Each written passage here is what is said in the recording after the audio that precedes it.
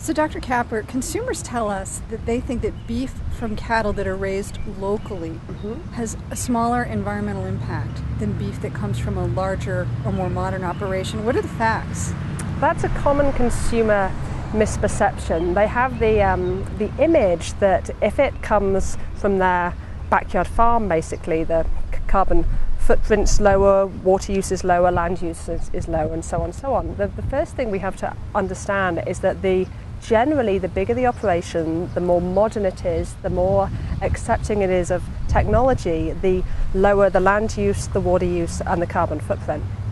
And secondly, if we always buy local, we're not taking into account the transportation efficiencies that we've gained over the last 100 years or so. And actually to truck beef, for example, from Kansas to Iowa has a far lower carbon footprint than to air freight it, for example, or to drive locally to a farm, buy it and take it home again.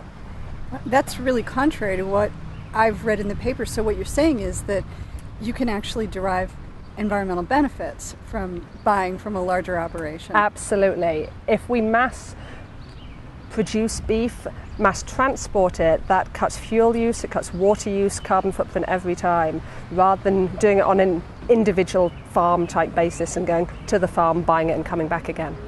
Now, another question I get asked often is, does grass-fed beef have a smaller environmental impact than beef from cattle that are finished on corn or grain? What are the facts here? So again, everybody has the image that if they're on grass, they're happy, it's sunny, they're frolicking out there, etc., you know.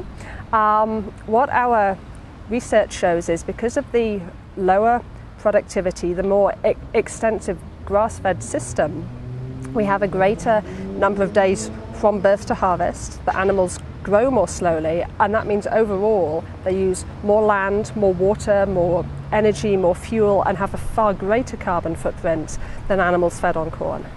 So what do you tell consumers who are trying to make an environmentally conscious decision about the food they eat?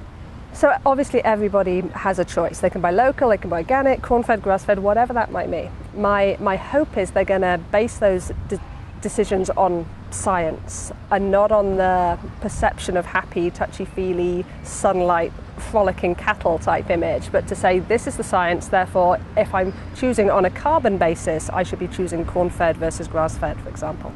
Sounds like there are a lot of great options out there though, but thank you for giving us the facts. Thank you.